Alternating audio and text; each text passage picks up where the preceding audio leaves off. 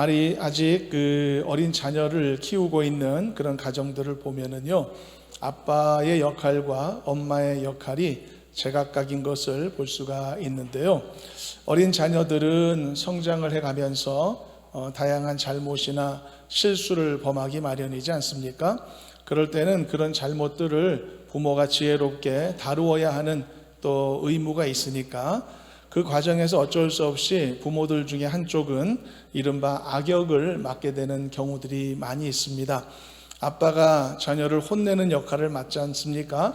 그러면 엄마는 반대로 자녀를 감싸고 보듬는 역할도 맡아줘야 되는 것이죠. 경우에 따라서는 그 역할이 이렇게 아빠와 엄마가 반대가 되는 경우들도 얼마든지 있을 수 있고요. 그런데 이런 과정에서 예를 들어 악역을 맡은 쪽이 아빠라면은 아빠는 아주 쉽게 자녀들에게 오해의 대상이 될 수 있는 것을 보기도 합니다. 아빠는 무서운 사람이라는 편견이 들어가기도 하고, 아빠는 혼내기만 하는 사람, 항상 화만 내는 사람, 가까이 하고 싶지 않은 사람, 이런 생각이 들 수도 있단 말이죠. 반대로 엄마한테는 또 한없이 좋은 감정을 갖게 되고요. 이런 상황 속에서 아빠는 다소 억울한 사람이 될 수도 있을 것 같습니다. 자녀를 혼내는 일이 무조건 나쁜 일에 속한다면 아빠는 억울할 일이 없죠. 왜냐하면 아빠는 나쁜 일을 하는 나쁜 사람이니까. 그러나 때로는 자녀를 혼내는 일도 분명히 자녀를 사랑하고 용서하는 일만큼이나 중요하고 필요한 일이라는 것이 진짜 맞다면 아빠는 억울한 사람이 될 수도 있는 것이죠. 왜냐하면 아빠는 필요에 따라서 바로 그 역할을 감당했을 뿐이니까 말입니다. 이런 상황을 염두에 두면서 오늘은 하나님과 인간의 관계 속에서 이 원리를 잠시 나누어 보려고 합니다. 성경 말씀에 보면은 심판하시는 하나님의 모습도 나옵니다만 한없이 용서하시는 하나님의 모습도 등장하거든요. 이 두 가지를 따로 떼어놓고 보게 되면은 불일치입니다. 맞지가 않고 한결같지가 않으시거든요. 어떤 경우에는 한없는 사랑을 베푸시고 어떤 경우에는 단호한 처벌을 하시는 심판의 하나님이시란 말입니다. 바로 이런 하나님의 모습을 우리가 올바로 소화하고 이해해야 되는데 그 이해하고 받아들임이 때로는 쉽지 않을 경우들도 있단 말이죠. 그래서 오늘 말씀을 함께 나누어 보는 것이 우리 모두에게 유익이 되리라고 생각하는데요. 만일 보십시오. 심판의 행위도 마찬가지인데요. 하나님이 향하시는 심판, 이 심판이 무섭고 나쁘기만 한 것이라면 심판하시는 하나님은 나쁜 하나님이실 겁니다. 왜냐하면 이것 때문에 사람들이 하나님을 싫어하고 멀리하고 더 가까이 오고 싶어 하지 않을 것이기 때문에. 그러나 그렇게 하나님이 그런 일을 당하셔도 하나님은 억울하신 분이 되지 못할 겁니다. 왜냐하면 심판은 나쁜 거니까, 심판을 하면 안 되는 거니까. 그러나 그게 아니고 심판의 행위도 사랑과 용서를 베푸는 행위만큼이나 때로는 중요하고 가치 있는 것이 될 수 있다는 사실이 맞다면 어리석은 자녀가 야단치는 아빠를 오해하고 싫어하는 것처럼 우리는 때로는 심판을 결정하시는 하나님에 대해서도 오해하면 안 되는 것이겠죠. 그러므로 우리는 하나님의 사랑이 필요할 때를 알아야 되며 반대로 하나님의 심판이 필요할 때도 이해할 수 있어야 되는 겁니다. 이것을 잘 분별할 수 있어야만 하나님을 향한 우리의 신뢰는 더 견고할 수 있게 되고 우리가 순종의 사명을 갖고 살아가는 사람이기 때문에 순종도 더 즐겁고 감사히 감당할 수 있게 된다는 뜻입니다. 그래서 오늘은 주어진 이야기를 통해 이와 같은 내용을 함께 살펴보려고 합니다. 오늘 본문은 미디안과의 전쟁에서 승리하고 돌아온 이 군사들을 모세와 백성들이 맞이하는 그런 장면을 담고 있는데요. 미디안 족속은 지난주 말씀에도 등장한 사람들이었죠. 그들은 미디안의 명예를 더럽힌 자들이었고요. 하나님의 이름을 모욕한 자들이었죠. 그리고 하나님은 그래서 그들을 온전히 다 진멸하라 그렇게 명령을 내리신 바 있었던 것을 봅니다. 게다가 지난주 말씀을 기억하십니까? 이스라엘을 저주하려는 이런 범죄에 동참한 자들이 이 미디안 사람들이었단 말이죠. 그리고 악한 주술사인 이 발람이라는 자를 보호하고 있는 자들도 이 미디안 사람들이었던 거죠.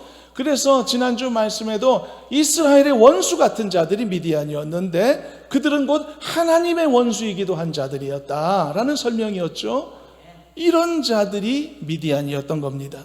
그러므로 미디안을 상대하는 이 전쟁은 하나님의 공의로운 심판의 의미를 가진 전쟁이었던 것이고, 따라서 하나님은 이 전쟁에서 이스라엘과 함께 하심으로써 오늘 본문에서처럼 놀라운 승리를 거두게 하시고 금이환영할 수 있도록 인도해 주셨던 것이죠. 자, 이렇게 큰 전쟁의 승리를 거두고서 군대 장관들과 병사들이 돌아오고 있을 때 모세와 지도자들은 직접 진영 밖까지 나가서요, 병사들을 맞이했던 모습을 오늘 본문에서 볼 수 있습니다. 승리하고 돌아온 수고한 병사들 얼마나 고맙겠습니까? 목숨 걸고 싸워줘서 우리 영토와 우리 가정과 자식들을 지켜줬으니 얼마나 고마운 일입니까? 그래서 기쁨으로 병사들을 맞이했는데요, 여기까지는 은혜로웠습니다. 그런데 갑자기 모세가 격분하는 일이 발생하고 말았어요. 그것은 본문에서 읽은 내용과도 같은데, 승리하고 돌아오는 병사들이 미디안의 여자들을 죽이지 않고 데려왔기 때문입니다. 아니, 이게 그렇게 화낼 일인가? 일단 한번 읽어보고 내용을 살펴보겠습니다. 14절 15절 본문을 읽어보시도록 하겠습니다. 14절부터 합독합니다. 모세가 군대의 지휘관 곧 싸움에서 돌아온 천부장들과 백부장들에게 노하니라. 모세가 그들에게 이르되 너희가 여자들을 다 살려두었느냐? 너희들이 여자들을 다 살려두어서 살리고 데려왔단 말이야? 여러분, 옛날에는 나라 간의 전쟁이 발생하면요, 그냥 사즉생 생즉사의 그런 전쟁이었습니다. 온 나라의 백성들이 모조리 달려들고 그리고 운명을 건 싸움을 해야만 했었거든요. 그 전쟁의 승패가 그냥 흥망성쇠 전체를 좌우하는 상황이었습니다.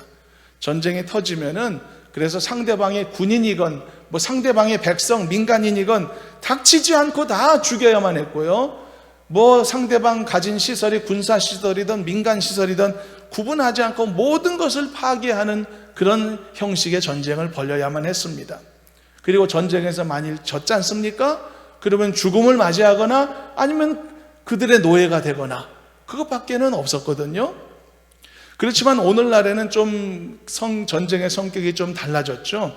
요즘은 한 나라의 병력과 그 나라의 병력끼리 맞대결하는 형태를 빚기도 하죠. 그래서 나라 간의 전면전이 펼쳐져도요, 상대 국가의 민간인이나 민간시설은 파괴하지 않고 전쟁을 할 수도 있는 시대가 됐습니다. 그리고 그것이 인도주의적인 전쟁의 자세다 해서, 그래서 이렇게 반대되는 행동을 하면 비난의 대상이 되기도 하고, 이제 그렇게 하는 거거든요. 뭐 제네바 협약 같은 게 그런 것 아니겠습니까? 그런데 말입니다, 옛날에는 전쟁을 그렇게 못했습니다. 왜냐하면은 피하 식별을 전쟁 중에 어떻게 합니까? 누가 아군인지 적군인지 어떻게 구별하면서 상대합니까? 불가능한 시대였단 말이죠.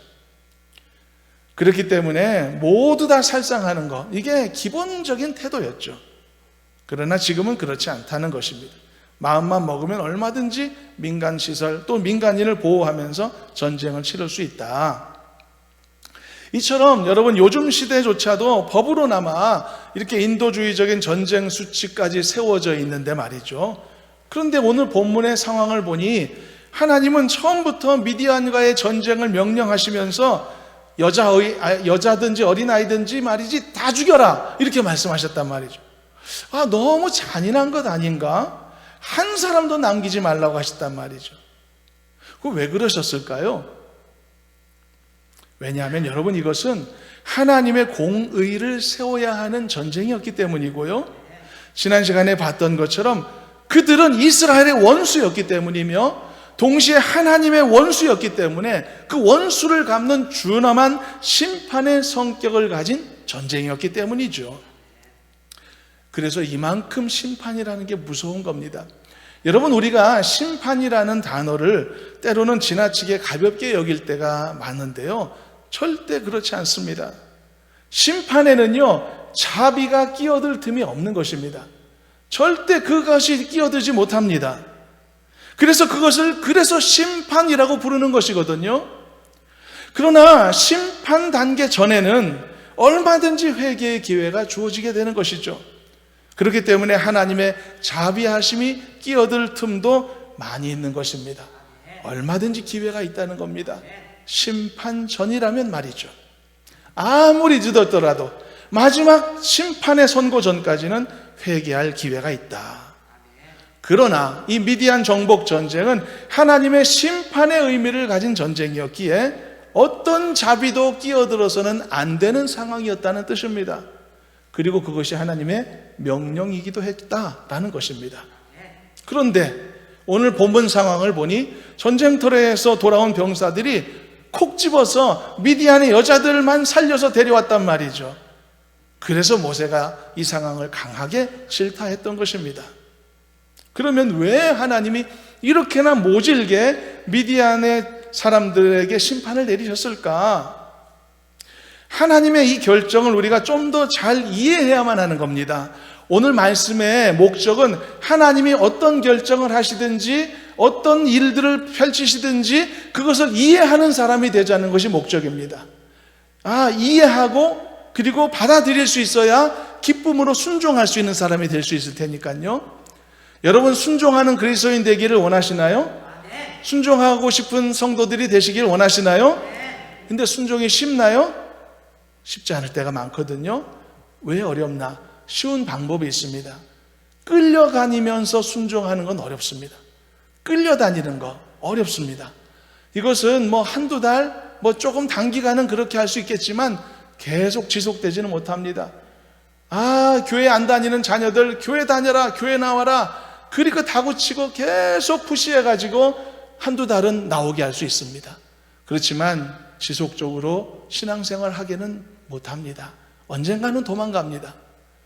그러나 그 순종할 이유를 알고 하나님이 왜 이런 명령을 하셨는지 내 마음 깊숙이 깨달아서 그래서 즐겁게 따라가는 길, 그런 의미로서의 순종은 지속될 수 있는 겁니다. 끝까지 갈 수 있는 겁니다. 우리는 지금 그걸 목표로 하고 있는 겁니다. 우리는 다 순종하는 그리스도인들이 되어야 되는데 즐겁게 순종하는 것, 기쁜 마음으로 이 믿음의 길을 가고자 하는 것, 바로 그것이 우리의 목표이고 그것을 위해서라면 오늘 말씀의 교훈이 우리에게 다 제각각 필요한 부분이다를 그렇게 말씀하는 것입니다. 자, 그러면은 하나님이 왜 이런 모진 결정을 내리셨는가? 그 결정을 좀 더 잘 이해하기 위해서요 16절 말씀을 읽어보도록 하겠습니다. 16절 합독합니다. 보라, 이들이 발람의 꾀를 따라 이스라엘 자손을 부올의 사건에서 여호와 앞에 범죄하게 하여 여호와의 회중 가운데 연병이 일어나게 하였느니라. 하나님은요 지금 방금 이 사건, 미디안 전쟁 사건 전에 있었던 중대한 사건 하나를 지금 한마디로 설명하신 겁니다. 그때까지 말입니다, 아직까지도 거짓 선지자였던 부올의 아들 발람의 어두운 그림자가 씻겨가지 않은 상황이었습니다. 엄청난 상처가 아물지 않은 상태였던 겁니다. 왜냐하면 이 발람의 악한 술수로 매우 많은 이스라엘 사람들이 하나님의 심판을 받아 죽었었기 때문입니다. 10년, 20년 전이 아닙니다. 바로 얼마 전 사건이었죠. 그때 죽은 사람들이 몇 명인가? 성경에서 말하기를 24,000명이라고 말합니다. 엄청난 숫자가 죽었죠. 이 사람들은 누군가의 형제이며 누군가의 가족이었을 거란 말입니다. 가슴 아픈 상처가 있었던 상황이었던 거죠. 그리고 그 원흉이 누구냐? 바로 거짓 선지자 발람이었던 것이고요. 이 발람의 술수를 실행에 옮겼던 자들이 누구냐? 바로 이 미디안 족속이었단 말입니다. 그리고 이 발람의 술수에 직접적으로 동원된 사람들이 누구냐? 바로 모압과 미디안의 여자들이었단 말이죠. 특히 미디안의 여자들이 적극적으로 달려들어서 이스라엘의 남자들을 음행으로 이끌었고, 의도적으로 말입니다. 그리고 그들을 우상에 빠지도록 조직적으로 활동을 했던 것입니다. 그래서 이런 사단이 일어났던 것이죠. 그래서 미디안 족속이 하나님의 원수라는 이름을 얻었던 것입니다. 여러분, 원수라는 이름 어디 흔하게 대상을 붙일 수 있겠습니까? 아무나 원수하면 안 되지 않습니까? 이 정도 됐기 때문에 하나님도 하나님의 원수라고 말씀한 겁니다. 이스라엘의 원수라고 규정을 하셨던 것이죠. 자, 이 정도 상황인데, 그런데 이스라엘 군사들이 하나님의 은혜를 힘입어 미디안 전쟁에 큰 승리를 거두고 귀환을 하는데, 반드시 멸절시켜야 할 미디안의 여자들을 살려서 데려왔으니 분통 터질 일이 아닐까요? 그래서 모세는 다시 한번 병사들에게 다음과 같이 명령을 내렸습니다. 17절, 18절 나머지 말씀도 읽어보겠습니다. 합독합니다. 그러므로 아이들 중에서 남자는 다 죽이고 남자와 동침하여 사내를 아는 여자도 다 죽이고 남자와 동침하지 아니하여 사내를 알지 못하는 여자들은 다 너희를 위하여 살려둘 것이니라. 여러분, 그래서 이 하나님의 활동, 하나님의 행하심은 심판의 성격이라는 것을 알아야만 하는 것입니다. 그래야만 우리가 이 하나님의 결정을 이해할 수 있게 되는 것입니다. 하나님의 공의를 위해서라도 이 일은 이루어졌어야만 했던 것이고요, 그리고 앞으로 이스라엘 백성들 또다시 행음과 우상숭배로부터 보호하셔야 되기 때문에 이스라엘을 보호하기 위해서라도 이 행음과 미혹에 앞장섰던 이방 여인들을 살려둘 수 없으셨던 것입니다. 그래서 여러분, 우리는 하나님의 공의와 값싼 동정심을 혼동하면 안 되는 것입니다. 잘못 판단하면 안 됩니다. 구별할 수 있어야 합니다. 여러분, 하나님의 사랑과 하나님의 자비하심은 우리가 상상할 수 없는 높은 수준이라는 것을 여러분 인정하고 고백하실 수 있지 않습니까? 하나님의 사랑을 우리가 어떻게 헤아립니까? 인간의 사랑과 비교가 됩니까? 그 사랑과 자비하심은 한이 없는 줄로 믿으시길 바랍니다. 반대로 또한 하나님의 공의로우심 또한 인간이 갖게 되는 정의감과 공명심 이런 것과 비교가 되겠습니까? 하나님은 지극히 공의로우신 줄로 믿으시길 바랍니다. 하나님은 공의의 하나님이신 거죠. 그래서 우리는 하나님의 지극히 자비하심과 그 사랑을 우리 수준으로 판단해서는 안 됩니다. 반대도 마찬가지고요, 하나님의 지극히 공의로우심에 대해서도 우리 수준과 잣대로 함부로 재단해서는 안 되는 것입니다. 그래서 미디안 여인들을 다 죽여라 하신 이 하나님의 준엄하신 명령을 인간이 흔히 가질 수 있는 값싼 동정심의 기준으로 함부로 말할 수 없다는 것입니다. 어떡하냐, 너무 안타깝다, 한 생명도 소중한데 저렇게 많이 죽어야 된다니, 한 사람이라도 더 살려야 되는 것 아닐까? 저거 잘못된 결정 아닐까? 얼핏 보면 멋있어 보이죠? 얼핏 보면 자애로워 보이고, 그리고 인류애가 넘쳐 보이지만은 이런 생각이야말로 하나님의 공의로우심과 그 결정 앞에 그 공의로우심을 이해하지 못하는 값싼 동정심의 결과라는 그런 설명입니다. 옛날에 뉴스에 보니까 어느 나라에선가 짝퉁 명품 시계를 엄청나게 압수해 가지고는요, 전부 다 아스팔트 바닥에 깔아놓고서요, 불도저 롤러로 그 시계를 박살내는 장면이 영상에 나왔던 적이 있습니다. 그 장면을 보면서 저만 그런 생각했는지 모르겠지만, 너무 아깝다, 저거 다 부숴버리다니, 나한테 몇 개만 주면은 잘 쓸 자신이 있는데 그런 생각이 들기도 했거든요. 여러분, 인천공항에 지금도 가면은 짝퉁 명품 가방을 들여오다가 적발돼서 압수된 것들이 굉장히 많이 쌓여 있다고 합니다. 진품을 가지고 들어오다가 적발돼서 세금 못 내서 압수된 것도 많다고 하는데, 근데 진품들은 다 이렇게 공매 처분해서 처리를 할 수가 있다고 합니다. 그런데 짝퉁들은 이건 처분도 못 한다고 하죠. 유통되면 안 되니까. 그래서 전부 다 자체 처분을 한다고 합니다. 너무 아깝지 않습니까? 이 가방 폐기 처분할 거면은 좀 갖다 쓰면 좋을 텐데, 우리 수납차 하나 보내가지고 한가득 실어오면은 우리 찬양대 하나씩 탁 드리고 우리 성도들 하나씩 탁 드리면은 얼마나 뿌듯할까? 생각만 해도 좋지 않습니까?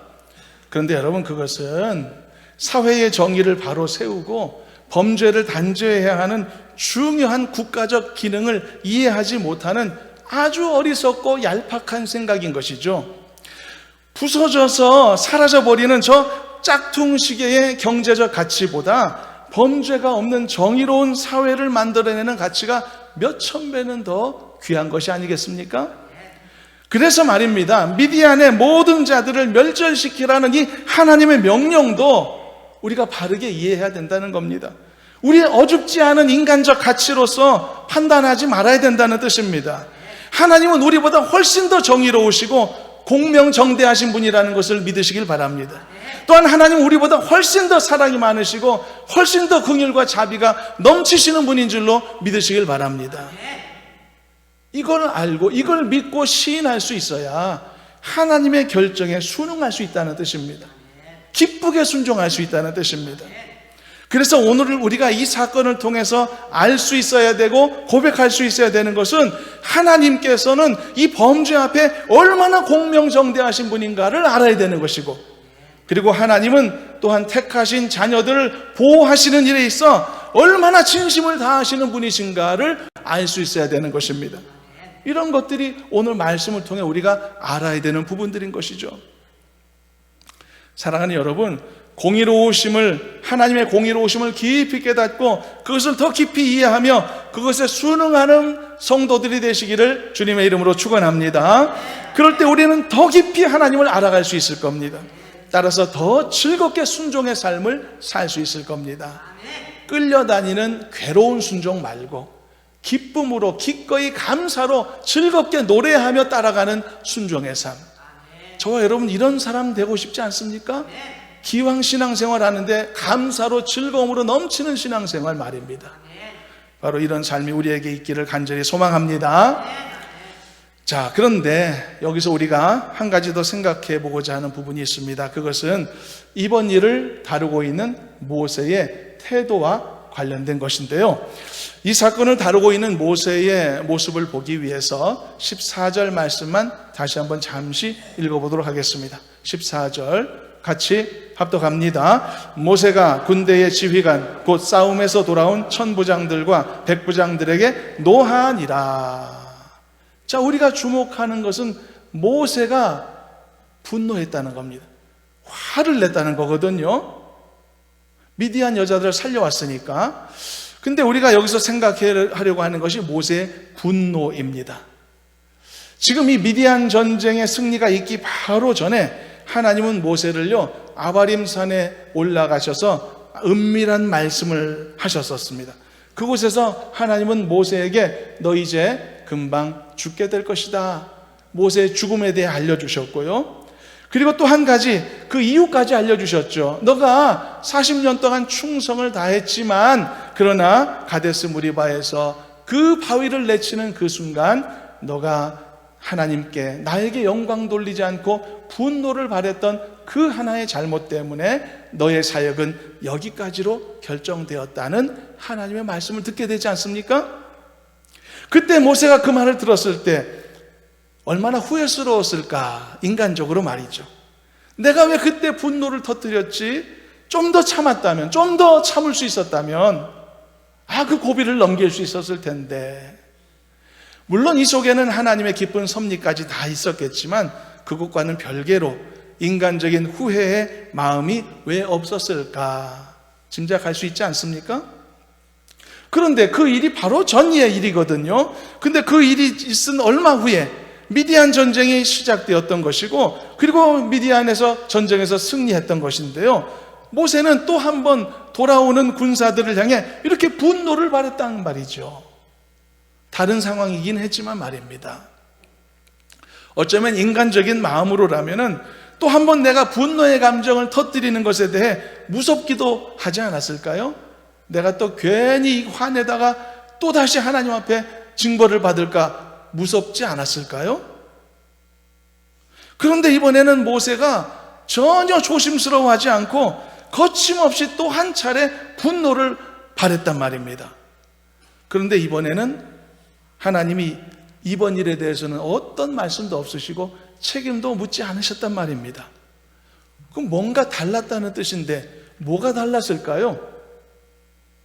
가데스 무리바에서 있었던 그 첫 번째 모세의 분노는 이런 것입니다. 모세라는 한 인간이 가졌던 좀 속된 말로 천박한 감정에 불과했었던 것이죠. 화나면 화를 내고, 싫으면 소리 지르고, 짜증나면 다 뒤집어 엎고, 이런 것들이 인간들이 갖는 천박한 감정 아닙니까? 그러나 이번 모세의 케이스는 그건 아니었다는 뜻이겠죠.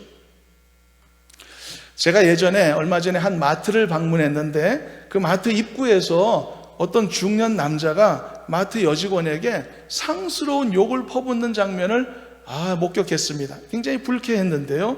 정말 온 목청을 다해서 막 욕을 퍼붓는 겁니다. 상대방이 여직원이기 때문에 반격할 처지가 못 된다라는 것을 파악한 순간 짐승도 그렇지 않습니까? 자기보다 약하다 생각하는 존재에게 잔인해지는 것처럼 아주 비겁하게 상스러운 욕을 해대는 것입니다. 아니, 마트 직원과 손님의 관계 속에서 잘못을 했으면 무슨 잘못을 얼마나 했다고 그렇게 하는 것일까? 죄송하지만 그런 모습을 우리는 천박하다라고 말하는 것입니다. 화내면 막 화내고, 싫으면 막 소리 지르고, 짜증나면은 뒤집어 엎고, 그리고 이것도 아무한테나 하는 게 아니라 사람 봐가면서 하고 아주 졸렬하고 비겁한 행위죠. 그러나 적어도 오늘 본문에 나오는 이 모세의 분노는 그렇지 않았다는 뜻입니다. 이스라엘 백성들을 행음과 우상숭배에 빠뜨렸던 악한 원인이 누구냐? 미디안 사람들이었다는 거죠. 그들은 하나님의 원수이기도 했으며 이스라엘의 원수이기도 했단 말입니다. 그리고 그들은 이스라엘을 저주하려고 했던 발람이라는 자를 감싸고 도는 자들이었고, 그리고 그 미디안 족속들을 진멸하는 것은 하나님의 공의로운 뜻이었는데 말이죠. 여러분, 미디안 사람들이 발람을 보호하고 있었지 않습니까? 그 모습은 마치 말입니다, 이런 것과 같죠. 우리나라에 극악한 해를 끼친 어떤 A급 전범이 있는데 그 A급 전범을 이웃 나라가 말이죠, 보란듯이 망명신청을 받아주고는 영웅처럼 막 떠받들고 있는 형제와도 같은 것입니다. 어떻게 그것을 좌시하고 보고 있겠습니까? 그런데 이스라엘 병사들이 값싼 동정심이었는지 아니면 그 안에 흑심이 있어서였는지 모르겠지만 이 미디안 여자들을 살려 데려왔단 말이죠. 그래서 모세는 그 사실에 분노했지만 이 모세의 분노는 예전과는 달리 하나님의 공의로우심을 위한 거룩한 분노로 인정되었다는 것이죠. 그래서 우리는 이것을 분별할 수 있어야 된다 말하는 겁니다. 그래야 하나님의 뜻을 알 수 있는 사람이 되고, 그래야만 우리가 편한 마음으로 그리고 기쁜 마음으로 순종의 길을 걸을 수 있지 않겠습니까? 그래서요, 이 분노의 행위의 성격과 그 타이밍을 이해함에 있어 반드시 필요한 것이 있는데, 그게 바로 오늘 말씀의 주제와도 연결된 사랑과 공의에 대한 구별 능력인 것입니다. 이게 과연 하나님의 사랑이 실천되어야 될 상황인지, 그런 타이밍이 맞는지, 아니면 반대로 하나님의 공의의 성품이 실현되어야 될 그런 상황인 것인지, 그런 타이밍이 맞는지, 이것을 바르게 구분할 수 있어야만 모세처럼 말입니다, 사람들의 오해를 뒤로 하고라도 필요할 때 거룩한 분노를 발할 수 있는 사람이 되는 것이고, 반대로 사람들의 비판과 반대에도 무릅쓰고 사랑과 용서를 주장할 수 있는 사람도 될 수 있지 않겠습니까? 그러므로 중요한 것은요, 상황에 따른 정확한 하나님의 마음을 깨닫는 것입니다. 어떻게 그럼 그럴 수 있을까요? 어떻게? 이건 굉장히 중요한 문제가 아니겠습니까? 사랑이 필요한 어떤 상황인데 나는 정반대로 나서서 절대 용서해주면 안 됩니다, 용서할 수 없습니다, 그런 나의 모습이 얼마나 한심해 보이시겠습니까? 반대로 하나님의 준엄한 심판이 필요한 그런 상황과 타이밍인데 어줍지 않게 제멋대로 이거 용서해줘야 됩니다, 이 사랑이 필요한 때입니다, 이렇게 사랑 타령을 하고 있다면 그 또한 얼마나 보기 안 좋겠습니까? 하나님의 뜻과는 반대 길을 걸어갈 수도 있지 않겠습니까? 그래서 여러분, 하나님의 마음, 하나님의 뜻을 깨닫고 이해하는 것이 너무나 중요한 것인데 어떻게 하면 그럴 수 있을까? 결국 이것은요, 하나님이 주시는 말씀의 원리와 하나님과의 소통을 가능케 하는 기도의 행위를 통해서밖에 길이 없다라고 우리는 알게 되는 것입니다. 사실 여러분, 아무런 사전 지식 없이 이 상황만 판단해 보면은 우리도 다 오해할 수밖에 없습니다. 모세의 질타가 너무 이상하게 생각될 겁니다. 이스라엘 군사들은요, 연약한 여인들 살려두자는 사람이고, 모세는 반면에 안 돼, 싹 다 죽여야 돼, 이런 사람이지 않습니까? 게다가 막 화까지 내면서 다 죽여야 돼, 다 죽여야 돼, 이런 사람이지 않습니까? 이 전후 상황을 알지 못한 채 이 장면만을 들여다보면 사람들은 다 모세를 비난하게 될지도 모르겠죠. 살리자는 사람들은 백성들이고 죽이자는 사람은 모세니까 말이죠. 야단을 치는 역할을 맡은 아빠가 쉽게 어린 자식들에게 오해의 대상이 되는 것과도 같은 것이죠. 그래서 우리는 언제나 하나님의 뜻을 알 수 있는 사람이어야만 합니다. 그래야만 이 모든 상황에서 가장 올바른 길을 택할 수 있을 것이기 때문이죠. 인간은요, 단순하고 무능합니다. 그래서 겉으로 드러나는 것들로만 판단하고 이해하죠. 그러나 하나님은 인간의 중심을 보시는 분이시기 때문에, 만물을 주관하시는 전능자시기 때문에 인간이 이해할 수 없는 상황과 환경들을 통해서도 때로는 내가 모르는 사이에 하나님의 공의를 이루시기도 하고, 내가 깨닫지 못하는 사이에 하나님의 한없는 자비와 사랑으로 그를 일으켜 세우시기도 하는 것입니다. 우리는 그 은혜 속에 살아가는 사람입니다. 내가 어떻게 그 은혜를 다 깨닫습니까? 단순한 인간의 논리로만 본다면 이 여자들을 살려야 되냐 죽여야 되냐, 이 문제를 앞에 놓고 그래도 살려주는 게 낫지 않을까요? 이런 결론이 날 수밖에 없을 겁니다. 그러나 하나님의 판단 안에서는요, 오늘 본문의 사례처럼 정답이 이것이 아닐 수도 있음을 우리는 보고 있는 것이죠. 그래서 이만큼이라도 우리가 주어진 삶이나 주어진 상황 속에서 열린 마음 자세를 가져야만 그가 살면서 하나님의 뜻이 무엇인지 경험할 수 있는 자세가 되지 않겠느냐는 것입니다. 왜 어떤 사람은 평생 살면서 예수 믿는다고 하면서도 하나님의 강하신 손길과 역사하심을 단 한 번도 경험하지 못하고 느끼지도 못할까요? 나도 수십 년 예수 믿는 사람인데, 그리고 옆 사람도 수십 년 예수 믿었는데, 옆 사람은 기도 응답의 체험을 막 말할 수 있고 막 척척 말하고, 그리고 하나님이 일하신 증거들을 많이 고백할 수 있는데 왜 나는 말할 게 하나도 없을까요? 왜 나는 경험한 게 없을까요? 그 다양한 이유들이 많겠지만 그 이유 중에 하나는 바로 내가 예수를 믿기는 하지만 내 안에 있는 내 자아와 내 생각이 너무 견고하고 강하기 때문인 것입니다. 그래서 하나님의 생각을 파악할 수 있는 틈새가 내 안에 존재하지 않기 때문입니다. 그러니까 하나님의 역사하심을 볼 수 있는 조금의 틈이나 여지를 내 자신이 스스로 내어주지 않는다는 것이죠. 그래서 그는 하나님의 능력을 보지 못하고 사는 겁니다.